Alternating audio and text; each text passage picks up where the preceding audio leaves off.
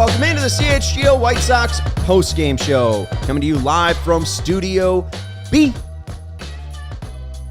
Our CHGO offices here in the West Loop of Chicago. I could say the B stands for blowout. Maybe? Yeah. Bad. Bad? That's Bulbous. good. Bulls?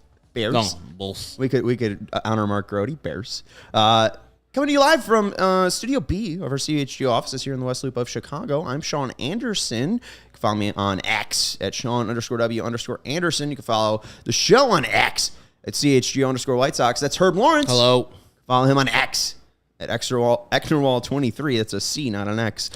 We got relegated to the Studio B since the White Sox lost. There you go, 7-3. It felt like 14-0. Yeah. I mean, they scored 3 runs. When did they score 3 runs? In the inning where Seiya Suzuki robbed a grand slam from Yoan Moncada. The fucking Cubs had more stolen bases than the Sox had runs. Yeah. I mean, 5 stolen bases on Grandal tonight. A season high for the Cubs. This is just going to be a brutal post-game show. And I appreciate Matthew Rick saying, I haven't watched a single Sox game this year, but I've been watching the CHGO White Sox post-game shows. Herb, we're going to deliver tonight, I think. I think this is going to be a good one. We got Vinnie Duber joining us from Guaranteed Rate Field. We got a lot to talk about. We do. Pedro Grifol spoke, and he took the blame for the finally 2023 somebody did White Sox. Rick Hahn didn't. He didn't show up today. I think some people are mad. I don't care, but we'll get into that. I care for accountability's sake, because guaranteed, if the record was reversed, Rick would have spoke today. Hey, now I don't disagree with that, because then we'd be buyers and you could talk about the window. He'd been like, oh yeah, how about y'all? What's going down? Y'all gonna talk to me after the parade? Yeah, remember all you people trying to get me fired? Now what? He'll be like posting up in the clubhouse in the taking dugout. pictures for his Instagram. He'll be like, like posing, getting all fresh. He'd be like, cool. where the haters at? But now, ghost. He'd be like Tommy Pham in the limo posting selfies. You see that shirt that man was wearing? He's 35 years young. I didn't see that. Oh boy, he's a goofball. He's a goofball slapping people for fantasy football money. Real quick, before we get too far, the CHGO Crosstown Classic coverage is presented by Hooters. Hooters is your spot to catch all the games this season. Step up to our plate for our world famous wings, delicious seafood, stack sandwiches, salads, great drink specials, and more at Hooters. It's always easy to pick a winner. Herb has 11 Chicagoland locations that he has gone to and will rank soon here on the podcast. Visit originalhooters.com for more info, and it's Hooters' 40th anniversary celebration. So we are very excited for their 40th anniversary. We'll tell you a little bit more about Hooters later on in the show. All right. I don't care that Rick Hahn didn't speak today. Okay. You're right about the whole, if the record was flipped, this would be a different scenario. But you're bringing up. I have ADHD. Now you're bringing up the summer sale. Okay, I was just getting it ready. My man. Okay. Jesus. None of these people could see this, and we could see it. See, I know, but I could see Nobody knows what's going on now. But it's the only thing I can see. Yeah. Mercy. That way. I'm looking at the screen.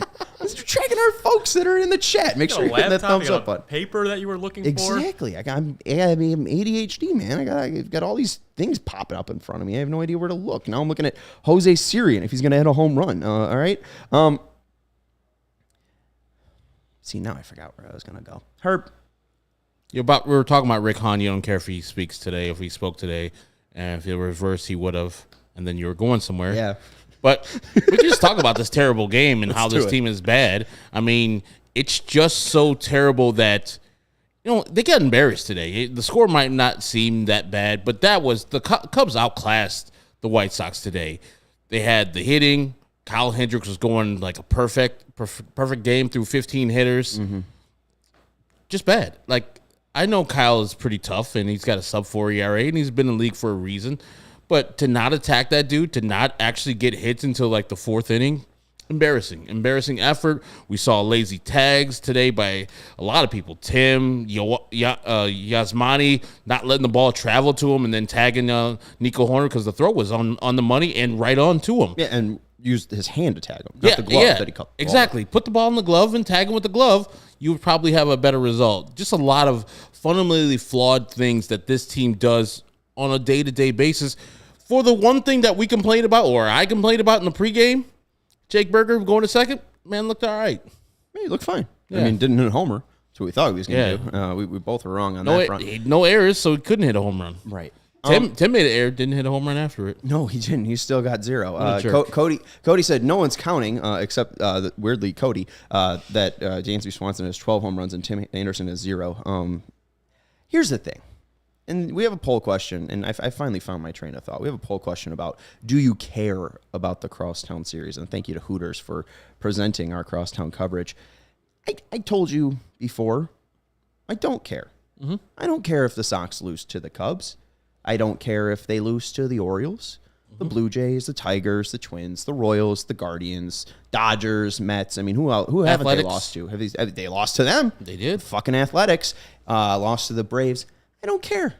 I actually beat the Braves, but they only lost one game. Our guy, Hawk Harrelson Kaepernick, loves to say, you know what, you win 60, you lose 60, and it's the other fucking 42 or whatever the count. Yeah. You're going to lose baseball games. Sox aren't perfect against the Cubs in our lifetime. First crosstown game you went to. First game ever, they lost. Yes, they did. It's the fact that they're 20 games under 500. Correct. It's the fact that we have watched 102 games, and they're not 51 and 51. No. 40 and 60, or they're 20 games under 500, 42. So maybe I should get this right. The 42 wins? Yeah. You sure about that? Oh, it's how many games? 102? 102. Then it's 41 and 61. Okay, there you go. Herb's our math guy. 41 and 62. I mean, that is absolutely ridiculous for the team that, again, asked me after the parade, again, said that they're going to have a window for 5 to 7 years. Mm-hmm. And now we're just watching and debating whether Yoan Moncada, who is the highest paid player in franchise history, or at least was originally, because he is also making $75 million like my man, Andrew Benintendi, should move back to second base over a guy who didn't make the opening day roster? Like, no, we're not talking about adding at the deadline and Rick Hahn posing up in the dugout about buying and adding to his perfectly curated team with all these stars that they homegrown. Look at the pitching rotation. It's not homegrown. Nope. Like, they have no pitching. No ability to build pitching. And here's Michael Kopech, who had an all right day with the slider, but Cubs are a good at fastball hitting team. And Dansby Swanson hit one over the fence. Hit another one over the fence. Christopher Morel hit one over the fence. Had a pretty good day for the Cubbies. I mean, 5-0. Again, real early in this game, Kyle Hendricks is cruising. They're stealing bases left and right. The Cubs, I understand that, it's been a tough couple of years for them, but they're not 20 games under 500. They have a plan. In the fucking champ contention window. Yeah, they have a plan. They're a much better organization, much better run, much better team. Managers better, players are much better. So I'm not worried, or I'm not shocked by the result today. I think most White Sox fans wanted this to happen. They wanted more to this to happen. I wanted them to beat them by 10 plus. When we go to the game tomorrow and Melissa Sage Bolenbach says, can we yell, sell the team? Can we start that? Hell yeah. I want to have Jerry Reinsdorf embarrassed specifically about these Cubs, because it's the team that he hates probably the most in Major League Baseball, the Cubs, and how they do the thing and how they take the lion's share of the market here and they have it on their north side. Even if it's a bad team, like a 3 or 4 game under 500 Cub team, they still have the good attendance. And I want the Cubs to come in here tomorrow versus Lance Lynn with Marcus Stroman strutting up and down, doing his thing, striking out every White Sox, and then Lance Lynn getting plastered tomorrow. Just absolutely getting crushed tomorrow. A man who could throw a no-hitter against the White Sox. The ground ball king. Oh, my God. Stroman. I don't know if he's going to be striking out fools, but that's going to be ground balls left and right. But I don't know if I want to sell the team exactly. What do you want? We heard it leaking out a little bit in the top of the 7th. I think Cody Bellinger was up, and we heard a little bit of Go Cubs. I know this is a Sox program. I know all of these lovely people in our chat are either Cubs fans trying to hate, or they are Sox diehards and have been with us, like Matthew, Melissa, blank name, Fred, Matthew. I mean, there's 2 Matthews, but there's 2 of them. 2 dicks, wow. Mm-hmm. That's a Bonnie Bernstein thing. I wasn't calling those Matthews dicks. No. But we could probably get, Jason and Steve said, it's going to be 40,000. Could we get a Go Cubs chant in guaranteed rate? Like a strong one? Because I think that's better than sell the team. I think that gets more at Jerry, that there will be video evidence that Cubs fans can just terrorize White Sox fans, the White Sox fans who care and the Cubs fans who care, with, in your crib, a huge 40,000 amount of Chicagoans chanting, "Go Cubs." I think that would piss him off more than sell the team. I mean, there's 2 billboards that say sell the team. I don't think he cares about those. Yeah. I mean, that's just noise. But "Go Cubs," I mean, you mentioned it. I think he cares more about that than I care. And, probably, again, that's his rival on the other side of town, taking away viewership. Like, I think that's a pretty clear sign that something's fucked up. I don't know if I can say it, but I would love to hear it just rousing throughout the crowd. We'll have Cody up there. I mean, Cody could start it. We'll just join in. Yeah, and then having White Sox fans boo it, or White Sox fans, like you said, can join in because they're not necessarily switching to the Cubs because they don't like Cubs or the Cub fans. But if they understand the program, that Jerry absolutely detests the Cubs and the Ricketts and all that they stand for, embarrassing him in his own ballpark.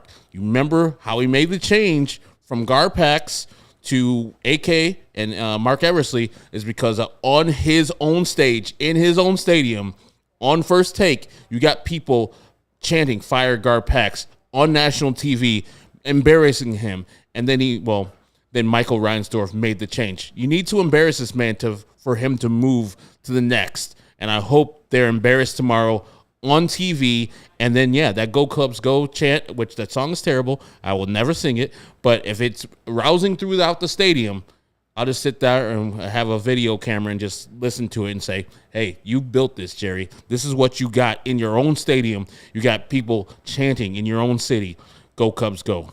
Disgusting. I think that's better than sell the team. That's a big venture to sell an entire team, Just firing Rick Hahn would be a lot easier. Walk in and say, hey, buddy, it's been nice. Here's your. He probably has. What's it called? What, a pension? Right. I mean, he's been there forever. Long. He's probably got a pension. Yeah. Mercy. Chirizi, who I think was likely there. Said there was absolutely "Let's Go Cubbies" going on in the stadium tonight. I think it could be louder. The broadcast faintly picked it up. I want to hear it throughout the entire stadium. We weren't watching the marquee network, so maybe the NBC Sports Chicago turned the crowd mic down a little bit, so they weren't picking up enough. Maybe. I think somebody didn't like our idea. They gave us a thumb down. Oh, well, like, what is that? Why are you saying a fuck us for? It's the old fuck 50. Me. Why are you saying fuck me for? If you do appreciate the postgame show, make sure you're hitting the thumbs up button. But yeah, I mean, I really love Greg Braggs. I know he fucked up our pregame earlier. Really terrible. That man's got passion. And there was a time where Steve was on vacation, and it was Cody and... You say Steve, this guy? No, Steve. Oh, I thought you meant Steve. Oh, yeah, I was about to be very offended. No, Steve. Okay, we're okay. Not Steven. Oh, okay. Steve. Luke Stuckmeyer. Okay. Who is known as Steve. Okay. Of course. Sorry, ESPN Steve. You wear the shirt in here. It was a gift. You wear the shirt in here. There was something that Greg Braggs did, and I don't know if I should do it, but I think it might get a laugh out of people. Go ahead. All right. So just to set this up, Cody and Greg were doing a post-game show on the Cubs, and this is how Greg Braggs ended this. He said, I have this written down on a piece of paper. Mm-hmm. So Rick Hahn, your job is on the line this offseason. Your job is on the line. Do you want to be fired at the midpoint next year? No, you don't. That's why you need to go out and sign Shohei Ohtani. That's right. Not just be in the running, but sign him. Because if you're in the running and you fall short, Sox fans are going to drag you for it. Just like Manny Arturo Machado, who hit a home run off Dick Mountain today. $25 million short. Because if you're in the running and fall short, Sox fans are going to drag you. If you do not get into the running for Shohei Ohtani, they're going to drag you for it. You must win the running. Don't just be in it. Don't just have a seat at the table. We are a big boy market team, and I want you to win the Shohei Ohtani Derby this offseason and get this team right. Jerry Reinsdorf, your reputation is on the line. Do you want to be the guy who is known for bringing the first World Series home in 88 years and then being cheap after that and torching this team and bringing a NBC Sports Chicago that has failed miserably, probably going to start your own TV network that's going to fail miserably? He has Marquee Network, and they didn't change it, so I just tried to change it on the fly. Or do you want to be known as the guy who ended the 88-year drought with the World Series championship and brought Shohei Ohtani to Guaranteed Rate Field in Chicago. NBC Sports Chicago would be saved, Jerry. Your next venture, you could call it the Shohei Network. Every single Sox fan I know would sign up for NBC Shohei Ohtani Chicago. If they don't already, if you sign Shohei Ohtani, save NBC Shohei Ohtani Chicago. There's good people working over there like Ryan McGuffey, who had colitis and couldn't join us yesterday. This team has a good nucleus. The run differential, we've talked about it. The starting staff, we've talked about it.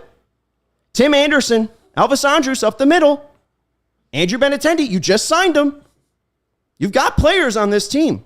You've got guys coming up in the farm system. Maybe not. Who do they have coming up in the farm system? No one. Add Shohei Ohtani to this lineup. He's a multiplier. You don't have to have anyone in the farm system. He's 4 players at once. He is worth the money that you have to spend for him. Oh, and by the way, if you do spend the money, it doesn't work out, Sox fans won't blame you for it. Sox fans are going to show up in droves. They're not showing up in droves now. They're chanting, "Go Cubs." The reason why they're showing up is because the Cubs are in town. They're always in town at fucking 81 games of the year. The part of this I like is the part that people don't realize that it's not real. It's 83. They're in Chicago 83 games because they play in Chicago twice. He multiplies your lineup and he multiplies your starting rotation. He saves your run differential both ways. He's worth the money that you have to spend for him. Oh, and by the way, if you do spend the money, it doesn't work out. Sox fans won't blame you for it, so you better do it. And I'm not playing around. This is the greatest summer city in the world. That's why Greg Braggs thinks that they should sign Shohei Ohtani, because he enjoys summer that much. Let him play in the greatest summer city in the world. He's wasting away with the Angels. It's the truest thing he said all rant. The greatest fan base in the world, me and Herb in the bleachers. If you sign him, he immediately becomes the greatest player ever to put on a Sox jersey. No, that's not hyperbole. Herb, Steven. He would immediately become the greatest player to ever put on a Sox uniform. No disrespect to Larry Garcia. No disrespect to Neil Kotz, who made the Sox fan I am today. He would be the greatest player to ever put on the threads. Get those threads put on him. Who was this? This was Cody's? Greg Braggs. Yelling for 3 minutes. I was listening to that live, and yeah, you nailed it there. Nobody else, maybe only a handful of people actually saw that, and now are hearing you do it. It makes it that much funnier. I can't believe it's on Twitter. That goof screwed up our pregame. What a dick. What a dick. That's where the Sox went wrong today. It's Greg Braggs' fault. Yeah, exactly. I mean, we were cruising. We were feeling the mojo and everything, and then Greg Braggs screwed up our pregame. And that's why they lost. And that's why they're going to lose tomorrow, right? Oh, yeah. We have no pregame tomorrow. It just continues on. Like, we need to fix our pregame from where Greg Braggs messed it up to actually reverse the mojo of the White Sox. Because we have that much power here with us, here at CHGO. Yeah. And tomorrow is going to be fun. We're not going to be live or anything. We're going to have 2 shows on Thursday. We're going to be at the Rosemont Convention Center for the National Sports Convention, right? On Thursday, yeah. On Thursday at 12 p.m., we're going to have a live show there, and then we're going to have a post game on Thursday. But no show on Wednesday because we're going to be hanging out at the G-Rate. And I can happily say that I have not given Jerry Reinsdorf any money yet. I'm trying to think, have I? I don't know if I've bought all my tickets through Game Time, but of course I bought, concessions there, so I have given Jerry a couple of my dollars, so it's all right. It's all right. Hey. Decent. Again, I mean, we're going to probably see a sell-off, and let's. The man's a billionaire, so my $100 I've given to him this year, I don't think he's going to put in that compartment. It's like, ha, I got your money. Get out of here. If you and 250,000 of the closest people I know, basically all the Shady Rays people have given them 5 stars, gave Jerry Reinsdorf $10 each, they would have been able to sign Manny Machado? Maybe my math might be off, but I think 250,000 times 10 is $25 million. I don't know if that is. Can someone check my math? I don't think that's true. It's $2.5 million. Yeah. So they need to give we need $2 million, $2.5 million. Yeah, I think you need to give $100 or $1,000 to get there. 2.5 times 10 is 25. But I would love to do it, not short them by $100 million plus dollars. Yeah, I mean, they just, they probably needed to sign his cousin too. They just signed his brother-in-law and his best friend, John Jay. It wasn't a close enough family relationship. Okay, the adult's going to join the show. Vinnie Duber is going to join. We're going to take a quick break and let you know about Hooters. Again, they're presenting our Crosstown Classic coverage. Hooters is your spot to catch all the games this season. They have 11 Chicagoland locations. Step up to our plate for our world-famous wings, delicious seafood, stacked sandwiches, salads, and more. They have tons of great beer specials and $6 drinks all day, every day. Check out our seafood specials as well for $19.83 for a pound of crab legs and great prices on buffalo and steamed shrimp. Hooters is celebrating 40 years in business all year long. In honor of their anniversary on the 4th of every month, Hooters will be hosting throwback events, bringing the 80s back with 83-cent wings and other great specials. Next one is on August 4th. For more information, visit HootersOriginal.com for more info. And they have, again, 11 Chicagoland's locations at Hooters. It's always easy to pick a winner. Also want to let you know about our friends over at DraftKings. DraftKings Sportsbook is my favorite sportsbook. I did lose some money today because I thought Michael Kopech might walk Cody Bellinger. He did not. He almost did, had 10 pitch at bat, and then was able to put him away. And then Jesse Schultens got down 3-0 and then somehow struck him out. So I was a little peeved, but new customers download the DraftKings Sportsbook app and use code CHGO when you sign up at just $5 to score $150 in bonus bets instantly. That's code CHGO, only at DraftKings Sportsbook. The DraftKings pick of the week is when we're going to be at Guaranteed Rate Field tomorrow. Herb's guy, Cody Bellinger. Oh, you're damn right. Up against Lance Lynn, who I think, as Beef Loaf is taking track of, 25 home runs right now, 13 away from the White Sox record of Floyd Bannister, most homers given up in a season. So and most of those against left-handers have hit the most of those 25. He gave up 4 in his last outing.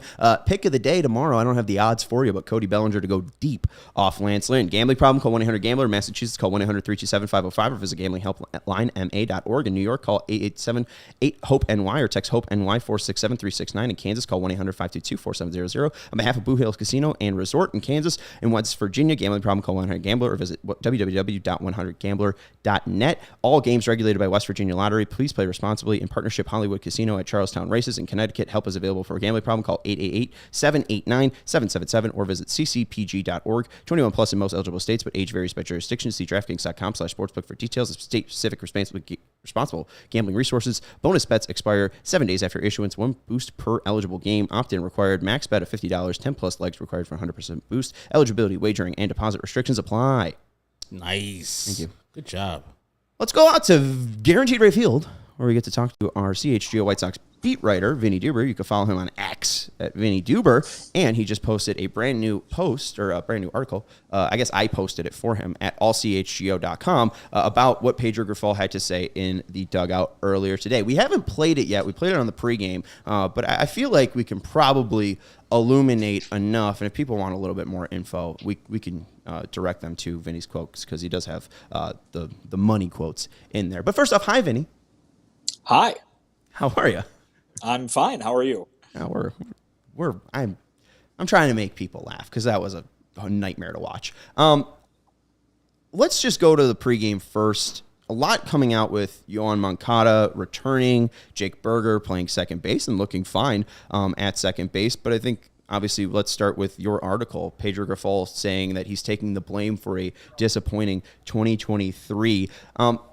It was about a 3-minute back and forth, and we did post it all on our YouTube channel as well, so you can go watch it there. But what'd you mainly take away from that? Because, as you said, it was surprising.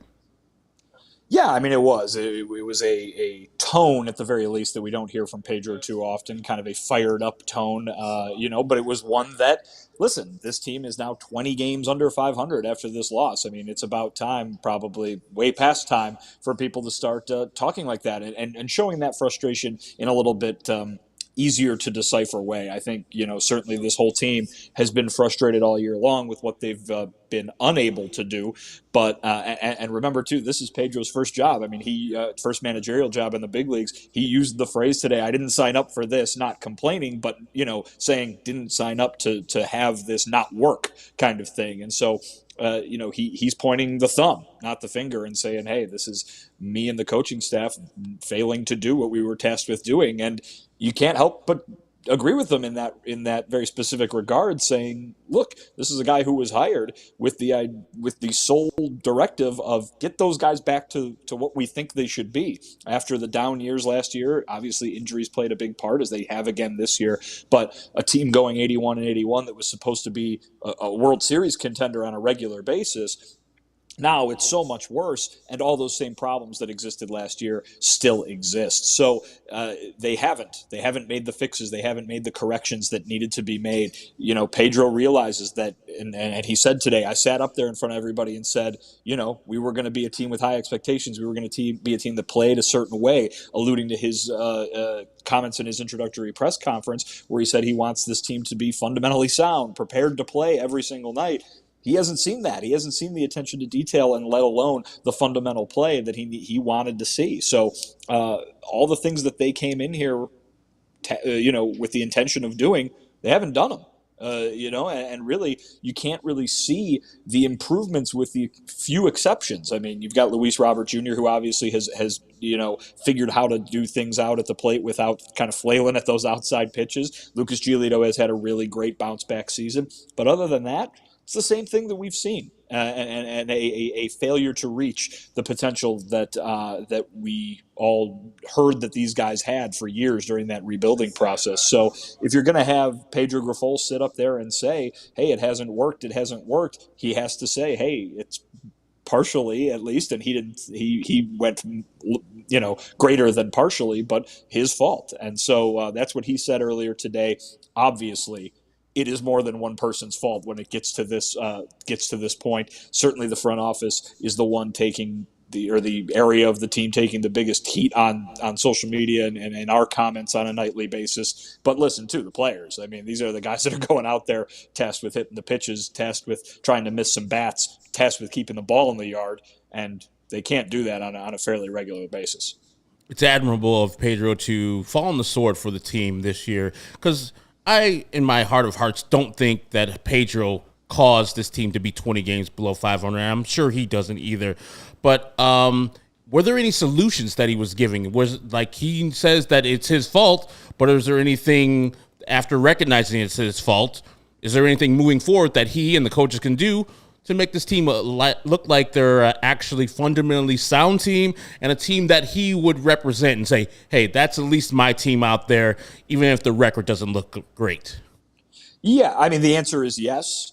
Unfortunately, as you probably have come to expect from Pedro at this point, I can't really give you any more than yes, because he's not a guy that really goes into those behind-the-scenes fixes, the behind-the-scenes work that they're doing, other than to trumpet that it is working and when on the occasion that it does. But he had a lengthy answer about how they're going to look at every single thing. And listen, every single thing is a long list. This team is 20 games under 500. They've got a ton of stuff that they need to turn from bad into good.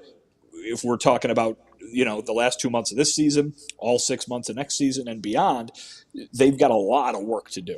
And I think he knows that, and I think he's ready to do that work. He's willing to do that work, and he talked pretty passionately about how they're going to look at every single thing, every single part of this organization, basically, and saying, hey, if you have to be able to look in the mirror and say that I can do better. Did you give everything you got? And he said, well, apparently I could have done better, because look at the record. Look at what the team is. He said, looking back on these 4 months, there's a lot of things that he would have done differently. Remember, this is a guy in his first year as a big league manager. Of course, he's going to have some, boy, I really wish that would have gone a different way as he goes about figuring out what this job is like too. So there's an awful lot that this team needs to fix, and it's not going to be just as easy as swapping out roster pieces, be it at the trade deadline or in the offseason. This is a team that still is one of the worst defensive teams in baseball. This is a team that still cannot walk, is one of the worst on-base teams in baseball. They're down there, and they're down toward the bottom in scoring runs. They're down near the bottom in slugging. I mean, this is a team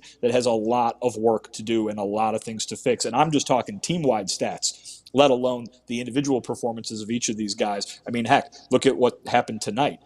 The team they're playing hit 4 home runs and stole 5 bases. I mean, that is right there. Keep the ball in the ballpark and stop letting guys run all over the base paths. Pedro was particularly upset about the latter, saying that they need to get better at it, and he didn't mean in the future. He means like tomorrow they need to get better at it. And he said they had the conversations that they need to have, but it's a team-wide thing. And we're seeing the same things that contributed to what we thought was as low as you could go last year.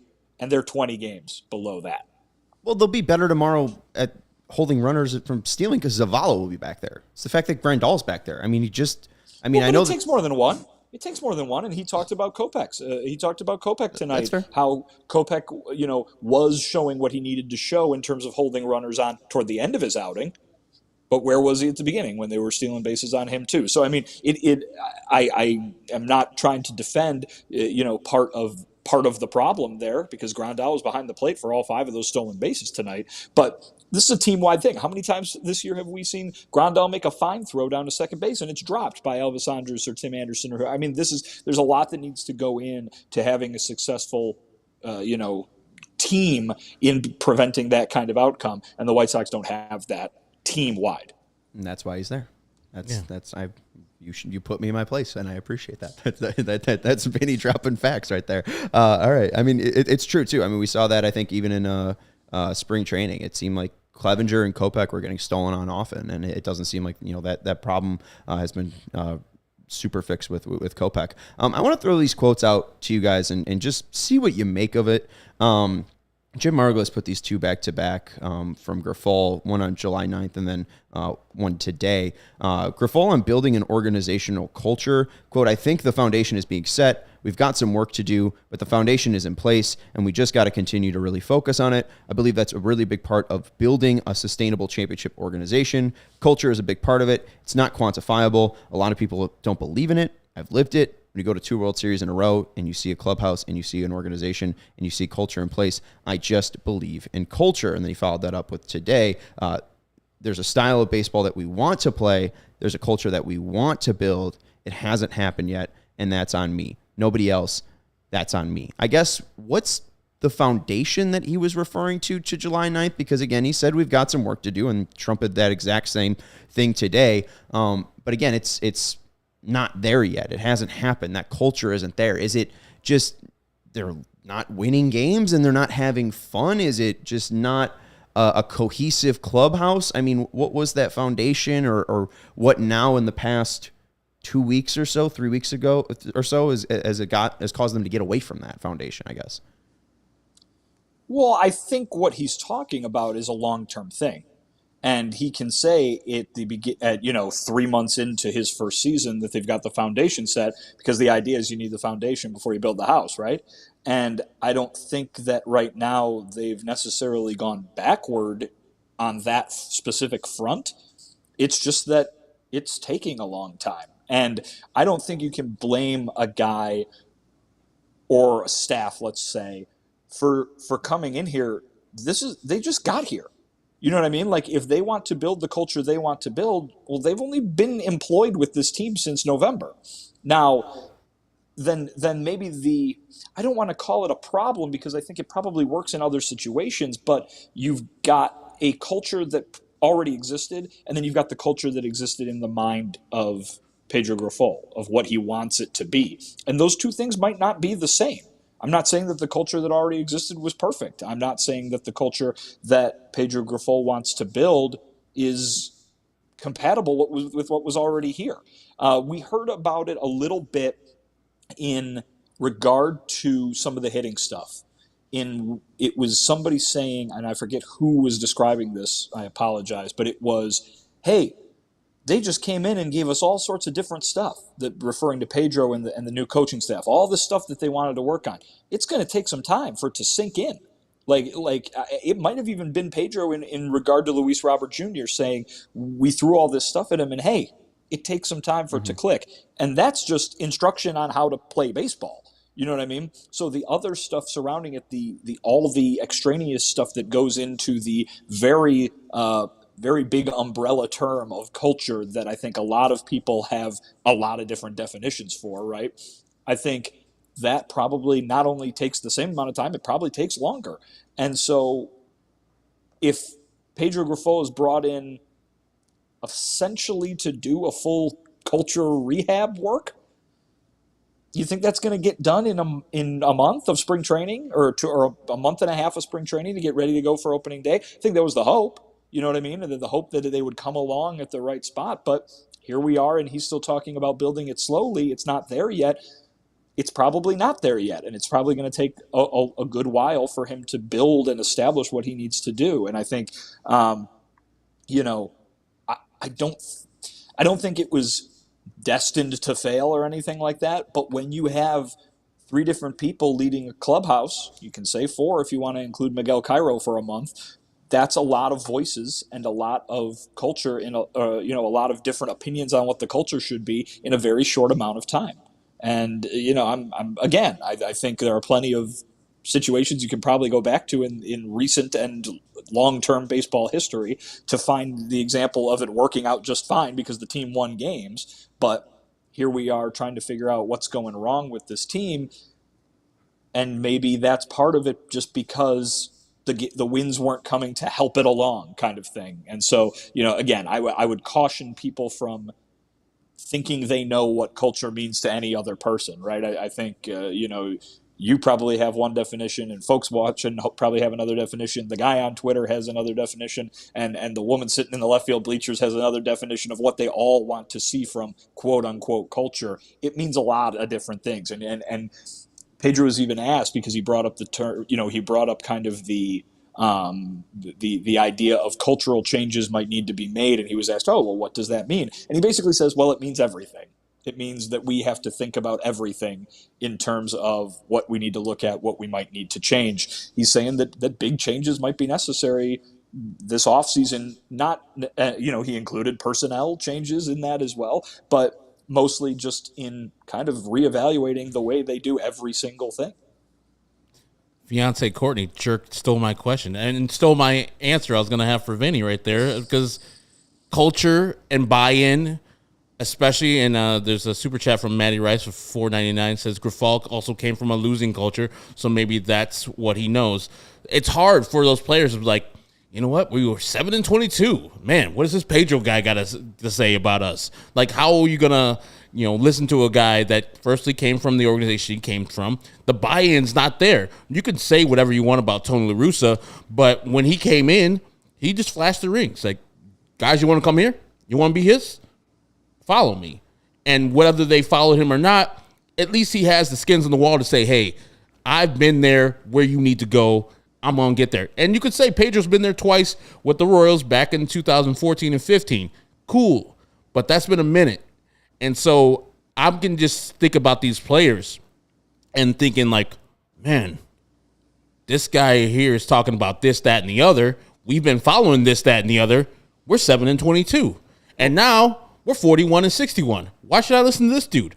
Type of stuff. That's what I'm saying. It's just like hard to build culture. Tell me one bad team that you're like, man, that culture over there, great. I love what the Brewers are doing over there, and they're 0-50, 54. Man, good job, Brewers. Culture's nice, though. I just want to add this on, too, because I just wanted to go back to Vinny's article from when they were looking for managers and, like, the qualities, and it was winning experience, which, like you said, 2014, 2015, Yeah. And then recent experience in the dugout. I think the ideal person to fit what we are looking for, given where this team is, does have recent experience in some role in a dugout, contributing to a team that has having success. Recent experience. I mean, I don't know how recent is, but I mean, Luis Robert, Eloy Jimenez, Tim Anderson, were they in the league when they were having recent success? None of them were.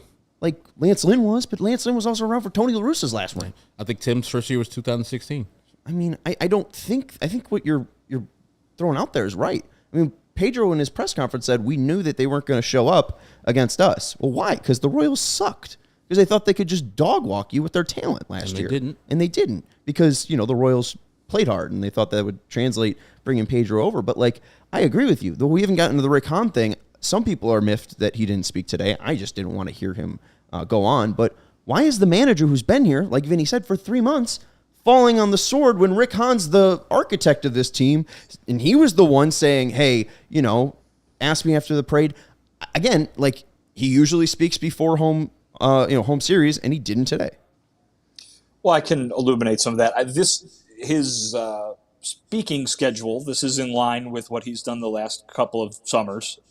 He typically, waits until the trade deadline, an extended period of time. This is not atypical, given the way the last 2 or 3 years that I can remember have played out. So I did not expect him to talk today, and I don't expect him to until they make a move or the trade deadline has passed, whichever of those comes first. So that is not necessarily something that people should be shocked about. If you're just upset that you want to hear from him every day, then okay. But this is not atypical with what he's done in the past. Also, let's remember that Pedro talking today sounded an awful lot like Rick Hahn talking a couple of months ago, when Rick Hahn was saying, put it on me, and I'm the guy who built the roster, so of course I'm to blame. It just seems like kind of they're taking turns. You know what I mean? So, I mean, like, again, they both have taken their turn doing because to use the word you said earlier, Herb, admirable thing, right? To whatever degree you want to say it is of shouldering the blame of what has gone very, very wrong so far this year. So, I mean, we're going to hear from Rick within a week, perhaps sooner, depending on when they make a move. And then you'll probably get to hear some of that from Rick too, again. But, he has not been without his moment of trying to do the same thing that Pedro did today. It's just Pedro did seem a little fired up about it, which was kind of like I said, an atypical way for him to sound in a normal media session. Herb brought up a point that I agree with. Feel free to push back on. If they were 61-41, do you think he would have spoke? Again, I mean, this, I believe, goes back to 2 years ago when they won the division in a runaway. You know what I mean? So just memory serves. Certainly, this is how it worked last year, and like I said, memory serves that this is kind of typical for what he does this time of year. Just because, again, he's not a guy that likes to talk about trade rumors to begin with. You know what I mean? And he's not necessarily someone who likes to repeat himself, in terms of doing a bunch of interviews all in a row when he can kind of offer some new information. So I don't think that was this big of a deal, obviously, when the team is this bad, to basically do the inverse of the point you just brought up. When the team is this bad, the obvious microscope is going to be under, why didn't he do this? The fans are going to be frustrated by just about anything that happens, and certainly when it's something they wanted to see and they didn't get. I'm just miffed at Michael Kopech, too. Like, didn't hold runners on, didn't necessarily pitch well today. What is going on with him and his progression? Because he's not, like, from last year to this year, he's gone down. He's not a better pitcher than he was last year. I don't know how they do player development. Michael Kopech should be much better at the point that he is right now than he is right now. What do you have to say after his outing, and what did Pedro have to say? I'm just frustrated with the actual starting pitcher, because he'll be back next year, and if it's the same thing as our two-starter, I'm going to be worried. Well, it's the same thing that we've seen, unfortunately for him and for the White Sox and for you fans out there. It's the same thing kind of that we've heard from him very often this season. He's very frustrated with himself. He's not happy with the results. He's very quiet and very, like I said, displeased with the results that he's having on the field. 22 home runs. He's one of 15 or so pitchers who have given up 20 homers this year. 2 of them are his teammates, Lance Lynn, who leads the league, and then Lucas Giolito has also given up 20. And then he came into tonight leading the American League in walks. He only had 1 tonight, but I think he's given up a homer in like 5 straight starts. He's got, he's done this before and pretty consistently. So he's not happy about that. That being said, he didn't think that tonight was kind of the same problems that he's been having throughout the season. I asked both him and Pedro kind of what has made him susceptible to giving up all these home runs this year, and the idea has basically boiled down to, well, when you fall behind in the count, it's kind of easy to get into a position where someone can turn a pitch around on you if they know what you're trying to do, to battle back. Tonight, 2 of those homers, I believe, were 2-strike pitches, so he didn't necessarily find himself in those same situations that he has in the past. But you're right, and this is a weird thing. I mean, me and Sean talked about it, Herb, I believe, while you were gone, saying this is being described as another developmental year for him, another growth year for him. I mean, wasn't that what last year was supposed to be? Like that this is still kind of being talked about understandably, that the guy, he's not like he's 40 years old tomorrow and that, the sand's going to run out of the hourglass or anything like that. But it was supposed to be here by now, I think. And he's obviously had a unique journey. And I understand the Tommy John and the year off during the COVID season and all of that. But yeah, this is a guy who you would have thought would be a part of this by now. I mean, if you're talking about a team that was expected to compete for a division title, for a World Series, this guy was supposed to be one of your 5 guys. And here he is, kind of still being trotted out there to learn and to develop. And I get the point that you never stop developing. That could be said of other guys as well, Lucas or Dylan or whoever. But it hasn't looked good, and it makes you very much question what 2024 looks like for him. Not necessarily because you think it's going to be bad, but because you do not know what it's going to be. And if you've got him as a big question mark, and then you have to replace 60% of the rotation anyway, that's a lot of mystery, and it makes you wonder what that rotation can do going into next season. Yeah, I mean, how did Kopech say he felt after today's game? I don't know if he would be so, open about it, but did he say that he felt fine? Like, I mean, I know he's been dealing physically. Physically. Yeah, he said he felt fine. Yeah. All right. I mean, I don't know how much info he'd actually let up about that, but that's the main thing that I feel like is important right now, is just how many innings can he throw. We saw 102 pitches. He was only able to get through 5, but he probably could have got through 6 if he was more efficient. And hey, only 1 walk. I mean, it's the minor victories. He's got an ERA under 4.50. Let's take the minor victories. Steve, do we have the stuff and results for Kopech? I'll read these off and then we'll take a break. Again, 102 pitches. Seems like what we've mainly seen from Kopech this year, 65% fastball. The main thing that jumps out is from the results, the slider was more effective today, but I think that's mainly just because the Cubs are a good fastball hitting team, and they hit the hell out of it when they did. They put 14 fastballs in play today, average exit velocity of 91.4, a couple max exit velocities, Dansby Swanson homers, but only 3 whiffs on that fastball on 28 swings, which is just not good for Kopech. He was able to locate it again, only 1 walk, 24 call strikes, which is good, 6 on his slider, 13 on his four-seam fastball. And again, the slider was a very effective pitch today, and so was his changeup, because I think the Cubs were leaning so much. Just again, he's been 60% fastball this entire year, so we're going to guess 6 out of 10 times right if we're doing that. So this is part of the development. Like, get a secondary and a tertiary pitch that you can rely on, and sometimes pitch those more than your four-seam fastball. And they look good tonight. Like, I mean, that's the thing, is there's that clip from Yasmani from spring training where he's like,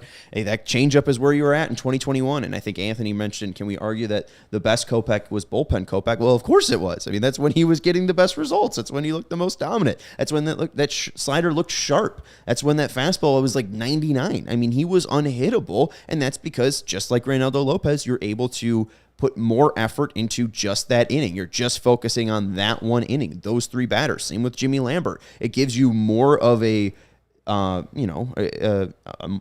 less outing time. You don't have to conserve your energy. You can just give it the full go, which again is good for Kopech, because you can rack it up to 99 and throw his slider at 88, which just makes those pitches a lot more effective. But he doesn't really trust the changeup slider, and he's basically shelved the curveball, which is an effective pitch. Like, I just don't know where he's at with those secondary pitches. Today was a good day for those secondary pitches, and hopefully he takes the confidence, at least from those 2 pitches, to the next outing. And hey, maybe if it's a worse team like the Royals or Tigers, I don't know who's up next. After Cleveland. I don't know who Cleveland? I don't know who they play after Cleveland. Cleveland's all right. But they go on the road to Texas. Oh, yeah. So it goes home. Ugly. I don't want to see that. Hopefully he misses Texas. Anyways, let's take a break, and then we'll talk about fair. Jake Berger's debut at second, or starting debut at second, and Yoan Moncada returning from the injured list. Want to let you know about what Herb's drinking. Goose Island, CHGO's beer. CHGO supported by Goose Island Beer Company. It's been Chicago's beer since 1988. We don't have it in Studio B. Do we not? Oh, we do. Yeah. I like Herb doing it better. That was just you jumped the gun. better. I like that better. We got to get Herb, the recording of Herb doing the Goose. My recording, and then Steven doing my hello. Their beer roster includes the Goose Island IPA, a 6-time Medal Award winner at the Great American Beer Fest, a tropical beer hug, and the Beer Hug series. They got the Neon, They got the juicy, they got the hazy, they got the tropical. That's a 9.9%er. That's dangerously easy to drink. They got the 312 wheat ale that Herb's drinking. And we got the, obviously tomorrow, the huge Goose Island event, the Crosstown event, where we'll be at Guaranteed Rate Field. Those tickets have sold out, but you can buy tickets for our August 16th event at Wrigley Field. If you are a diehard, you do get 20% off that event. And you can also grab an Ultra Fresh Brewery exclusive beer at Goose Island's original brew house on Clybourne Avenue in Lincoln Park, or from their tap room on Fulton Street in Westtown. Goose Island Beer Company, Chicago's beer. Also want to let you know about our friends at Shady Rays. It's sunny. It's going to be 95. It's going to be like 100 tomorrow.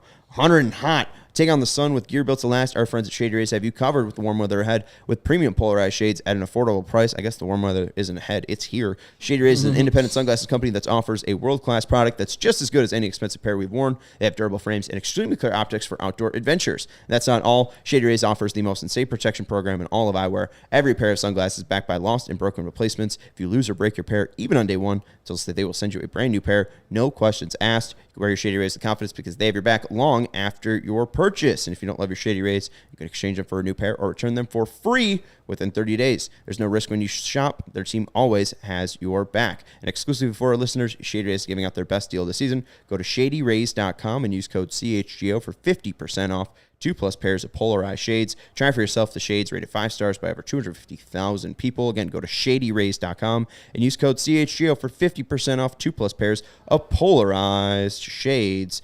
We'll tell you about our event at Cog Hill a little bit later. Let's jump into the Yoan Moncada talk. Let's start off first with the health update. He's back, but his back isn't 100%. He's back, but he isn't 100%. This was a disc issue in his back that he's been dealing with since spring training, and it hasn't felt good for basically that entire time. He said today that he feels as good as he has felt since it's first popped up way back in the spring, and certainly much better than when he came off the IL the first time earlier in the season. But this was a month-and-a-half stay for him on the injured list this time around. He says he's feeling as good as he has all year. That's the good news. But he's not 100%. His body's not 100%. It was more so affecting the discomfort moved from his back down into his glute, down into his hamstring. He says it's something that he's just going to have to deal with this year. So, yeah, he's feeling better and he's feeling good, but it's not gone. It's like I always say, the stamina bar is never all the way full, and it doesn't seem like it's going to be for Yoan the rest of the year. What was the urgency to bring him up to the major leagues if he is not the player that he needs to be, or if he's not close to the 100%? I mean, I know there's limits on how far and how long you can be in a rehab stint, but if the man is feeling some pain and it's, radiating down his body, it tells me that he should be shut down for a longer extended period of time. Like, having Yoan Moncada on the team, I'm all good for it. Almost hit a grand slam today. But I don't think what he's doing this year or what he'll do the rest of the year will help him in the future, will help the White Sox in the future. I think resting him will maybe help him in the future. I think that would be the better approach. Why did they say that it was time for Yoan to come up to the majors? He feels good enough to play. I mean, I think that's basically the reason right there. I mean, he felt good on the rehab assignment, and he feels good enough to play. And these guys are trained to, I don't know how many times I can say, like, they're not 100%. They're never 100%. And I think that in the world that we live in, where everybody wants to know for fantasy reasons and for betting reasons and all that kind of thing, we get very detailed, probably, injury updates. But these guys aren't 100%. It goes on to more what Pedro had to say today about Eloy Jimenez, what Pedro had to say about Andrew Vaughn. These guys aren't 100%. They're not feeling good. They're playing through discomfort. They're limping around. Eloy can't run, although he ran in a second with a double today and slid into second today. But they are putting the lineup that they think gives them the best chance to win. And if these guys can give them something, they are valuable in that quest to win a baseball game. Now, I asked Pedro, I go, you look at your record. Right. Does the record factor into the decision-making process with any of these guys? And he basically said, we want to win every game. We're trying to win every game. And that's fine. Good. I mean, that's what you're hired to do, right? Is win as many games as possible. But I would think if you're talking about three guys who are long-term pieces of the puzzle for this White Sox team, who basically, as the roster stands right now, would be your 3, 4, 5 hitters, or 2 or 4, 5, 6 hitters in next year's lineup, in the lineup right now, but in next year's lineup when you might have a better shot at competing for something, you would think you would want to put those guys in the best position possible, and maybe playing them now does not affect what they are able to do next year. But I would be asking those questions of, I guess the alternative is you basically got the Charlotte Knights out there, right? I mean, that's the alternative. They right? can't do worse. And so they got the TW. I guess the point is just, hey, 50% Eloy and 70% Yoan is better than the guys that they'd have to call up to replace them from AAA. See, I would rather see Remillard, and I don't mean this disrespectfully to Yoan, but even with Vaughn and Eloy, that's a bone bruise. That's a groin injury. Again, Eloy doesn't really need to run as a DH. Kevin brings it up here. We've seen back injuries ruin Joe Creedy. We've seen back injuries ruin Prince Fielder and end their careers. Joseph saying you can't baby him. I don't think you're really babying him. I think if someone's back is not 100%, they shouldn't be playing. I think it's detrimental to his career. I mean, in 2024, he has to be on the team. In 2025, he has a team option. But in 2024, that's a probably more important year than this year at this point because you're paying him $24 million, not $17 million. Jesus and Christ. You're not 20 games under 500 in 2024 yet. The game season hasn't started. I will say this, Sean. They do employ a medical staff, and if they thought that this was going to be something that really wrecked him, I mean, listen, you know what I mean? Like, not only are you not a doctor, but you're not his doctor, right? And you don't know what his X-ray looks like, and you don't know what his MRI looks like, and that kind of thing. They have a training staff, they have a medical staff, and they would. You cannot tell me that they would say, "Oh, okay, go out there and play, and cross your fingers that you don't Vinny, ruin your career." Like, that's not what they're gonna do. Come on. I don't mean to be disrespectful. You saw Luis Robert Jr. in August. Could that man play baseball? They put him out for four weeks, and he couldn't swing a bat. I mean, I'm not trying. He himself is saying he's not 100%.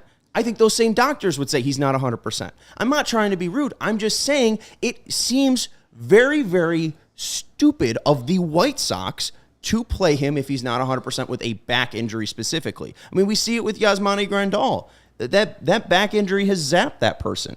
I think that you need to make sure that you are 100% healthy. We saw it with Lucas Giolito. He got through the oblique injury, but he wasn't Lucas Giolito. Yoan Moncada had a nice swing today, but it had the same expecting batting average as Vaughn's ground out the next at bat. Like, I just don't want to see Moncada have the same. That was a hit, Sean. That was a hit. It was a hit. But Moncada's wasn't. He's got TW. He's fastest guy on the team. I forgot where I was going. But it's fine. I get what you're saying too, Sean. But the only way I could see them playing Yoan Moncada today and then the rest of the week is they're showcasing him. But I'm also thinking, like, who the fuck is coming to pick a man with a bad back who doesn't hit home runs anymore? That would be the only thing that I would say, hey, I get it, White Sox. But otherwise, I think, like Sean, it is a dumb move for the White Sox to put him out there. And I don't care if the player, and if he says he's ready, hey, man, we're 20 games below 500. I appreciate the follow-up question you asked Pedro right there. But it doesn't matter anymore. This man will be on the team next year. We need to get him the proper rest to be the best player he can be next year, because this year is cashed. And I don't necessarily want to see Zach Remillard. He's 30 years old. He's not the future. You're making a Lifetime movie out of him. I am, but I don't care about the movie after this point. It's already over. He had his first home run already, so we've curtains on that movie already. But this is the only thing. It's not, and I'm not saying this to you, Vinny. It's just me extemporaneously ranting. The White Sox medical staff, the White Sox training staff, they haven't had a track record as of recent that you can trust them. So I'm going to say whatever they say, I'm going to go the opposite, because what the players have been has been oft injured.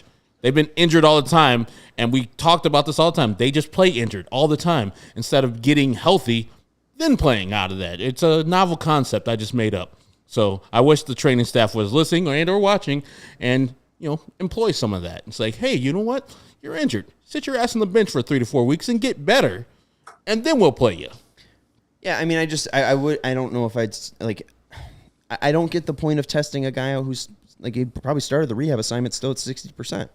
Like, shouldn't you have a rehab assignment when you're closer to 90 or 95%? Or, like, I don't know. I don't understand the timeline. I'm not a doctor. And we're never going to get there.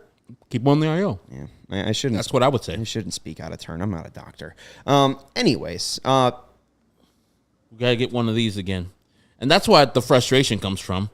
We've been to the pinnacle.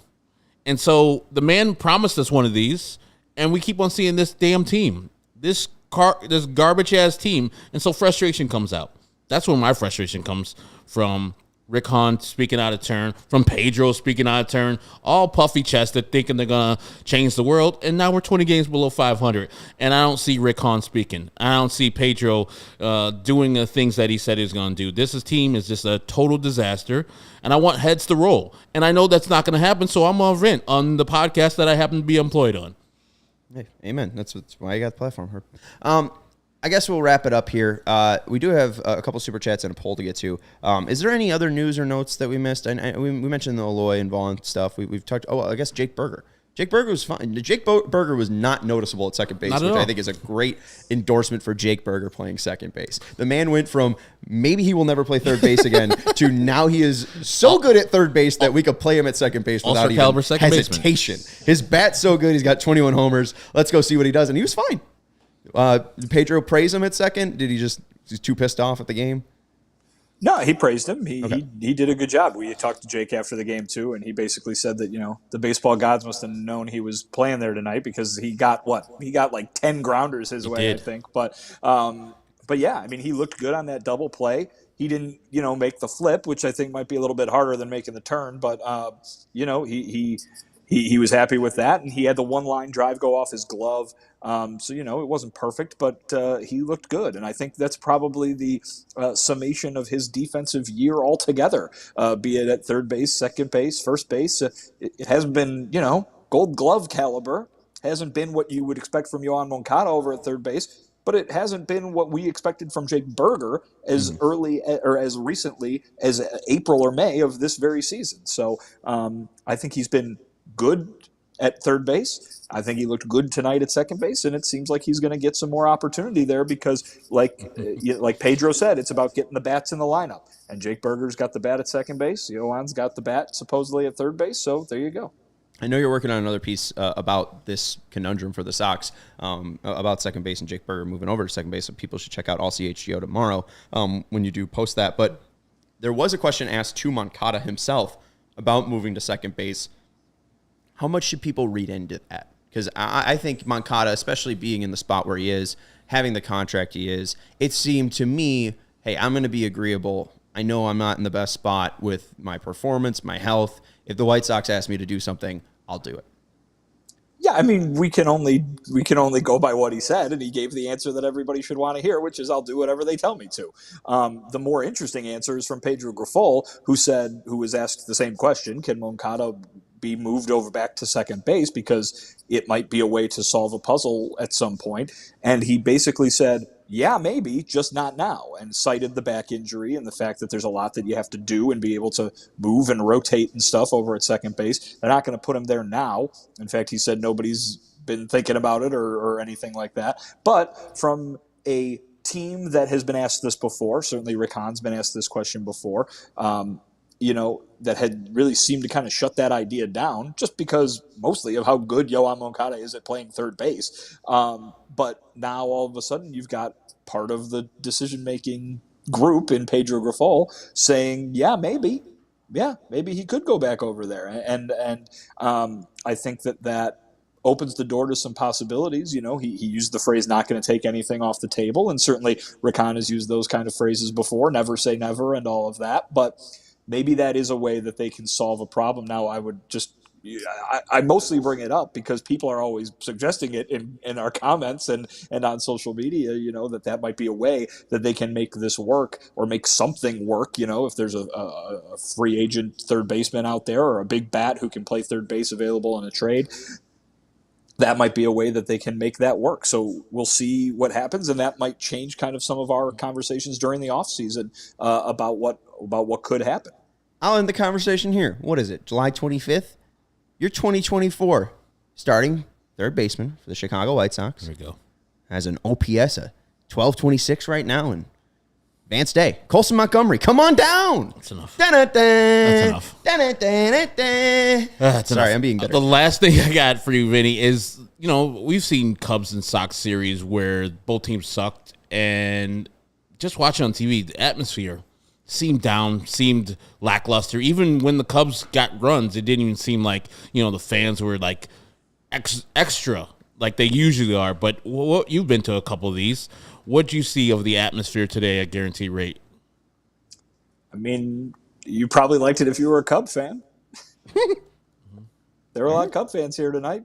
They said it was a sellout. They said it was 37,000 plus in terms of tickets sold. So, but listen, they were down pretty early. The White Sox were. They were getting perfect gamed for a while there. I don't blame Sox fans for not getting up and getting excited with the results being what they were. There were a lot of people here tonight, certainly. So that's something to say. Remember, it is Tuesday. It's not your usual weekend crosstown as we've had in years past, but better atmosphere than the year where there were no fans in the stands. So that's certainly something to say as well. But no, I'm kidding around. No, it was, listen, there were a lot of Cubs fans here tonight, and their team played well. And so when the Cubs did something, there were a lot of cheers, and there were a lot of White Sox fans booing down "Let's go Cubbies" chants throughout the evening. All right, amen. That's life. That's nature healing itself. Final super chats, and two, if you guys want to join us for any event coming up, why not join us for the CHGO Kickoff Classic at Cog Hill, August 25th, 9 a.m. Your ticket includes 18 holes with a cart, exclusive CHGO pins and aces polo for all players. We'll also have hole contests, giveaway prizes, lunch, drinks, and ceremony after the round. And diehards do get a 20% discount. So go to allchgo.com if you do want to become a member, or if you do want to become a diehard and get your discount to allchgo.com. Members, when you do sign up, you get premium written content at allchgo.com. I know Adam Hogue has a piece up for diehards right now. Dope merch for all teams. You get some free shirt. You get a free shirt when you become a member, and you get access to our member-only Discord called the CHGO Lounge. And through 7:30 right now, we got 5 days. The CHGO Locker Summer Sale is going on, so you can get this shirt marked down up to 50% off select items through 7:30. So go check out our summer sale and check out the apparel that's up to 50% off on our site. I know there's a couple Sox ones that are up there. I got two. I got the Brick by Brick, the Greg Bragg shirt. And then I got another one. I forgot which one it was, but this CHGO script one is in there for a discounted price too. This one, so I it's think, that Southside Bias one, yeah. I'm not going to get up. Anyways, our CHGO Crosstown Classic coverage is presented by Hooters, too. Hooters is your spot to catch all the games this season. Step up to our plate for world-famous wings, delicious seafood, snacks, sandwiches, salads, great drink specials, and more. At Hooters, it's always easy to pick a winner. 11 Chicagoland locations. Hit Herb up on X to get the best one. Visit originalhooters.com for more info. Thank you, Vinny, for your work. Make sure you check him out at allchgo.com. He does have an article up, and we do appreciate Vinny writing that. And he'll have another one up, I think, in the morning if I super chats. And we do have some super chats, too. Shout out to Ellie, who's yelling at his TV over in Israel. Matthew, thank you for your first super chat. You said I don't have to read it, so God bless. And also shout out to your guy, Victor Von Doom, for the $1 super chat. He was wondering about Jonathan India coming over to the Sox. Maybe we'll talk about that on Thursday at the National Sports Convention out in Rosemont. But then Maddie said, too, there was a reason Liam mentioned they needed an authoritative figure. From a fan standpoint, Pedro doesn't seem like that dude at all. Yeah, I agree with that. I have thought about that quote a little bit about the authoritarian one. I don't know if I really buy into that. That's just one of the 26 that is saying that. But I do think that Pedro, again, in the clip that we put up on YouTube and that you posted on Twitter, he kind of said, we're having these discussions behind the scenes, and it doesn't seem like he wants to throw anyone under the bus. Again, he is trying to be a very supportive manager, which is good, but I don't think it's the exact push that Liam was kind of speaking to. I do think that he is someone that is more of, I'm going to be your number one hype man each and every day because we have to believe in each other in this clubhouse. I don't think that's a bad way to go, but I think at least to Liam's quote, it is a different approach. Yeah, he's wading through the waters of how he can be a manager. This year, he's mostly a player's manager, and that's, what you need to be initially to establish yourself. But hopefully he gets a little bit underneath them and says, you know what, I don't necessarily need to be the player's manager. I can sometimes drop the hammer and then sometimes, tell the person, hey, I got your back when I go to the media and talk to him. So I see him right now as a guy that is protecting his players, which they probably enjoy. But sometimes these players are not playing with the passion and or energy that this team should be playing with. And so I need him to come out like he did versus Robert when he did. Those more times more often, because there's been more times where guys have been lollygagging in today's game and throughout the season. So drop that hammer next year, Pedro, if you're here. We'll see. Thank you to Vinnie Duber for joining us from Guaranteed Rate Field. You can follow him on Twitter or X at Vinnie Duber. It hasn't changed yet. He'll be posted. On my app, it's still Twitter. Well, hey, you got the logo. over you here. got an X on your thing. When you sign on, there's a quick X on there now.